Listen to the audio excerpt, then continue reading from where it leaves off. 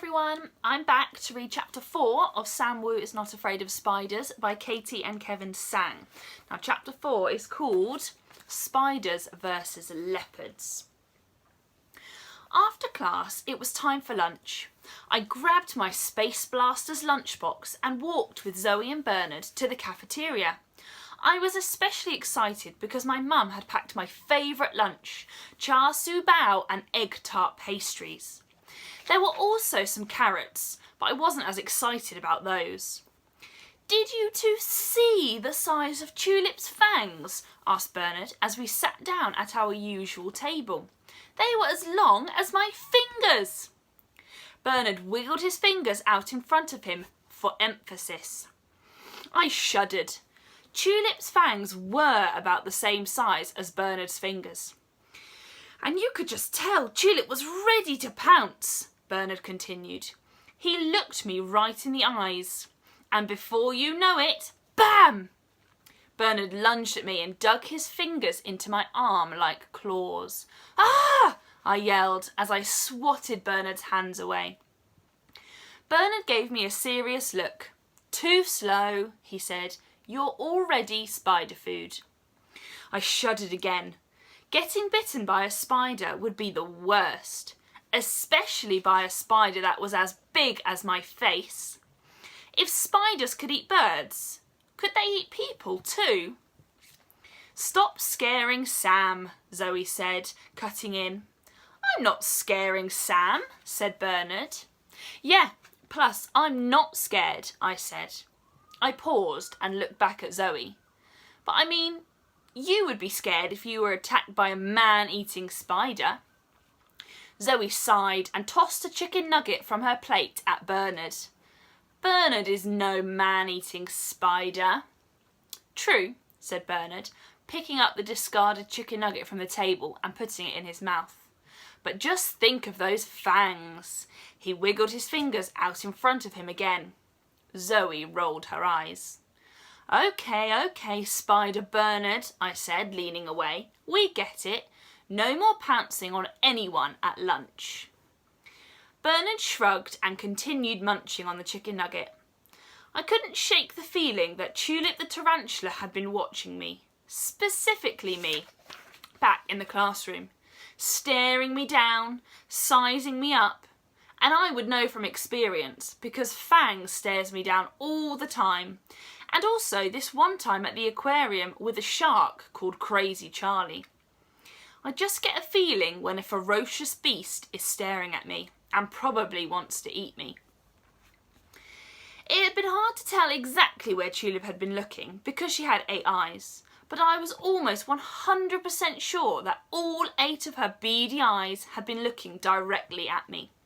I bet if Tulip had had her way, she'd be having me for lunch right then. I felt a shiver run down my spine. I was going to stay as far away as possible from that tarantula, even if it meant I had to switch schools by the time I got to the 6th grade.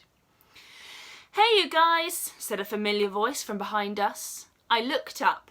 It was Regina holding a lunch tray.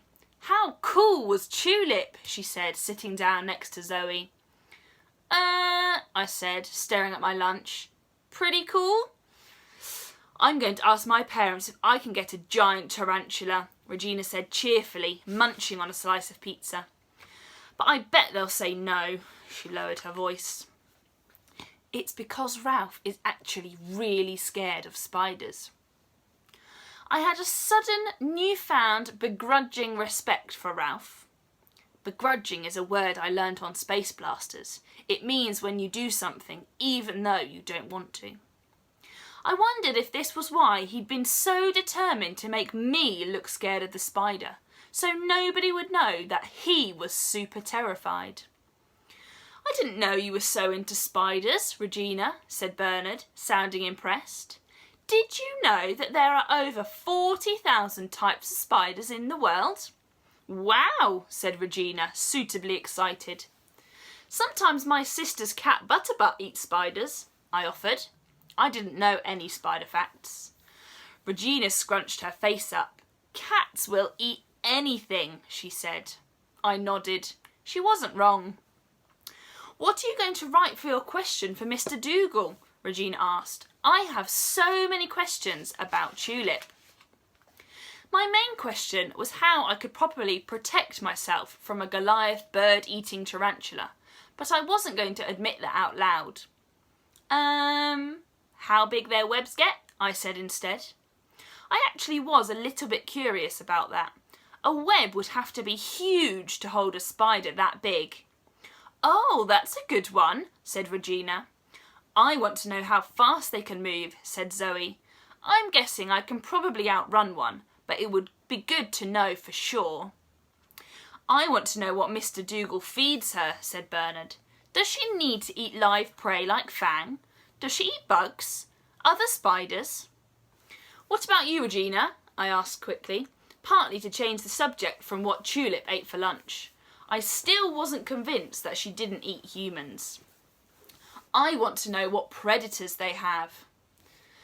I thought about how Butterbutt chased spiders in our garden. Probably giant cats, I said, especially if they live in the jungle. I imagined a battle between a leopard and a giant tarantula. Just one leopard could probably eat a giant tarantula, but I bet a whole group of tarantulas could take down a leopard if they worked together.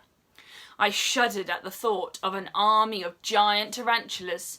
If even a leopard couldn't win against them, I wouldn't stand a chance. And that's the end of chapter 4. Now, I'm excited about chapter 5 because it's called The Great Escape. So look out for that one.